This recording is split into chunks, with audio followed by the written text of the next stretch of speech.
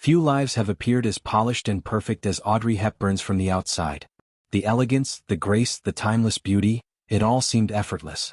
But behind the glamour was a woman carrying deep wounds, searching for a love that would finally stay. Again and again she reached for stability, only to find heartbreak waiting on the other side. Yet among all the relationships that came and went, one stood apart. And before she passed, Audrey did something unexpected. She named the one man who had stayed with her long after everything else had faded. Born in Brussels on May 4, 1929, Audrey Hepburn entered the world far removed from Hollywood's future spotlight. Her early years were anything but settled. Her family moved constantly between London, Arnhem and beyond, following her father's work. But that restless lifestyle came with one unexpected gift. By the time she was still a child, Audrey could speak 6 languages fluently. Beneath that seemingly privileged upbringing, however, was a much darker reality. Both of her parents were outspoken supporters of the Nazi regime. They didn't just sympathize from afar. They traveled to Germany, attended rallies, and openly aligned themselves with its ideology. Then in 1935, everything fractured. Her father, Joseph, became so consumed by fascist politics that he walked out on the family entirely, relocating to London and leaving Audrey and her mother behind. That moment stayed with her for the rest of her life. Audrey would later describe her father's abandonment as the most traumatic experience she ever endured. The emotional wound only deepened when she was sent to boarding school in Kent, where she watched other children reunite with their families during holidays while she waited for a father who never came. He had the right to visit. He simply chose not to. Then, just as she was trying to make sense of that loss, the world itself began to fall apart. When World War II broke out, her parents believed she would be safer in the Netherlands. In 1939, her father took her to the airport. As she watched him walk away, she had no reason to think it would be the last time she'd see him for years. She believed she was heading towards safety. Instead, she was heading straight into danger. At first, the Netherlands seemed like a refuge. But that illusion didn't last long. In 1940, when Audrey was just 10 years old, German forces invaded. Almost overnight, the country transformed into occupied territory. The presence of soldiers and the SS crushed any sense of security. What had once felt like an escape became a trap. They didn't know how long the occupation would last, only that each day brought fear and false hope, telling themselves it might end in weeks, then months, then years. To avoid drawing attention as an English girl, Audrey adopted a new name, Ada Benamstra. But even with that disguise, survival was a daily struggle. She and those around her often hid in dark cellars as gunfire echoed through the streets above. Life became a constant state of tension where every decision carried risk. Then in 1942, the war struck her family directly. 2 of her uncles were arrested, taken hostage, and executed. It was a breaking point.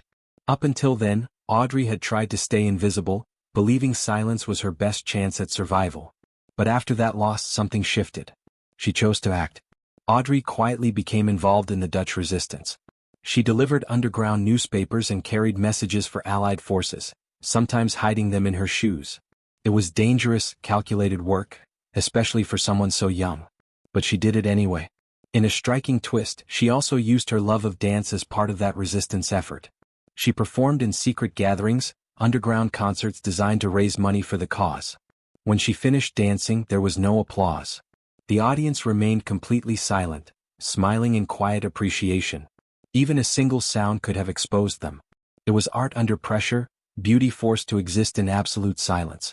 By 1944, the situation had become desperate. A brutal famine swept through the Netherlands during one of the coldest winters on record. German blockades cut off food supplies and starvation became widespread. Audrey's family, like many others, resorted to eating tulip bulbs just to survive. Her health deteriorated quickly. Malnutrition, anemia, and respiratory illnesses took their toll. The grand homes and comfortable life she once knew disappeared entirely. It's a stark contrast. Audrey Hepburn, who would later become one of the most iconic figures in film history, was at that moment a starving teenager with nothing to her name. When the war finally ended, the shift felt almost unreal. One of her most vivid memories from that time was receiving a chocolate bar from a UNICEF worker. It was a small gesture, but to her, it marked the return of life itself. Determined to reclaim her dream, Audrey moved to London and earned a scholarship to train at Ballet Rambert. For a moment, it seemed like she was finally back on track. But reality caught up with her quickly. The years lost during the war couldn't be recovered. Other dancers were far ahead, and her weakened body struggled to keep up. Eventually she was forced to accept a painful truth: she would never become a prima ballerina. It was a devastating realization. She had held on to that dream through war, hunger, and loss. Now in peacetime it slipped away. But Audrey didn't stop. She adapted. She turned to acting, not out of passion at first but out of necessity. Acting provided income, stability, and occasionally a chance to dance in musical roles. Quietly, without her fully realizing it, it was also the beginning of something much bigger. During this period she experienced her first serious romance with industrialist James Hansen. Their relationship seemed promising, even leading to an engagement in 1952. But as the wedding approached, Audrey began to question everything. In the end she called it off publicly, explaining that she wanted a marriage she could fully commit to. Beneath that statement was a deeper truth: she knew their lives were heading in different directions. Then came the moment that changed everything professionally. While filming in Monte Carlo in 1953, she caught the attention of writer Colette, who immediately offered her the lead role in Gigi on Broadway. Almost simultaneously, director William Wyler was searching for a lead actress for Roman Holiday. After watching Audrey's screen test, he was convinced. Even though established stars like Elizabeth Taylor were under consideration, Wyler chose Audrey. Her co-star Gregory Peck recognized something special in her too, so certain of her future that he insisted she receive equal billing in the film, despite being an unknown. When Roman Holiday was released, audiences responded immediately. Her presence felt different from the polished glamour of the time. She was elegant but relatable, refined yet natural. Almost overnight, she became a symbol of a new kind of beauty. By 1954 she had won the Academy Award for Best Actress, a confirmation that she truly belonged in a world she had only just entered. Her next film, Sabrina, placed her between two Hollywood giants, Humphrey Bogart and William Holden. Bogart had wanted his wife Lauren Bacall for the role and made no effort to hide his disappointment. Holden, however, reacted entirely differently. He fell completely for Audrey, and before long, their on-set chemistry became a full-blown affair. He eventually asked her to marry him. But Audrey turned him down. At the heart of that decision was something deeply important to her: she wanted a family. Holden had undergone a vasectomy and couldn't offer her that future. It was a line she couldn't cross. The relationship ended, leaving Holden heartbroken.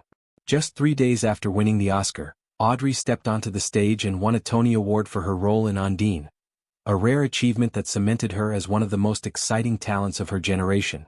It was during that production that she met actor and director Mel Ferrer. Their connection was immediate. By September 1954, they were married in a quiet ceremony in Switzerland. More than anything, Audrey wanted to become a mother.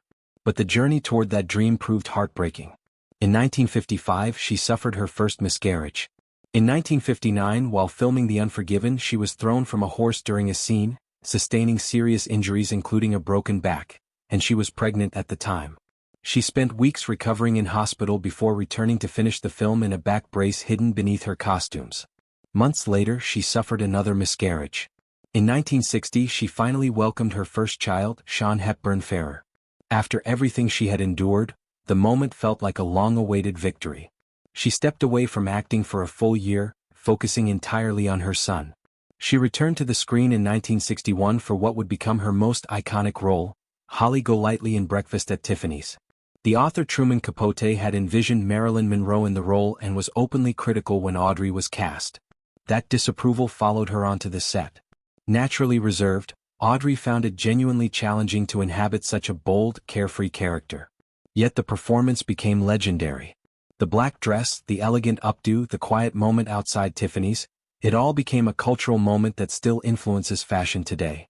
After 14 years, her marriage to Mel Ferrer came to an end, strained by control, speculation of infidelity, and growing unhappiness.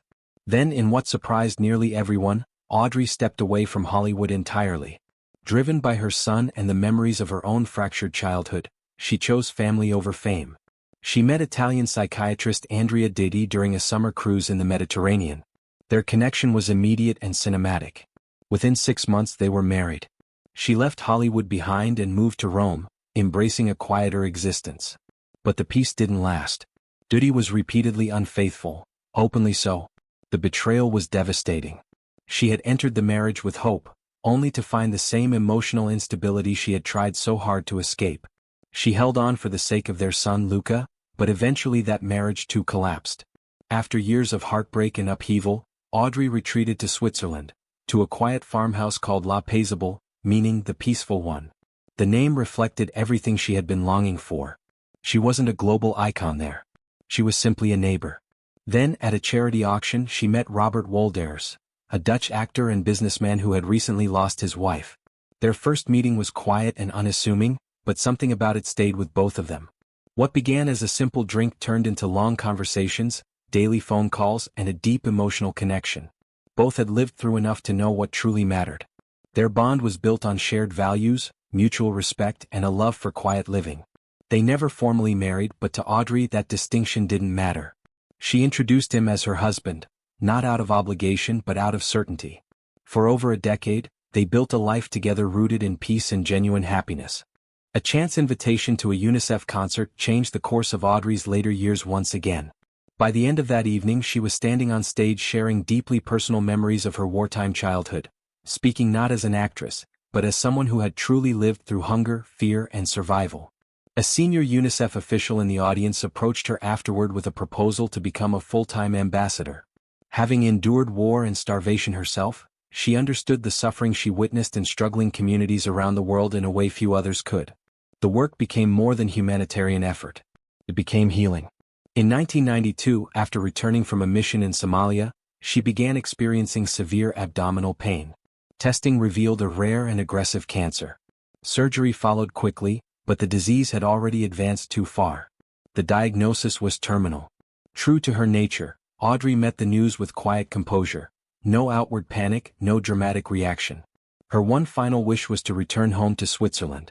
Too fragile to travel under normal conditions, it was her longtime friend Hubert de Givenchy who made it possible, arranging a private jet to ensure she could make the journey safely. She arrived home.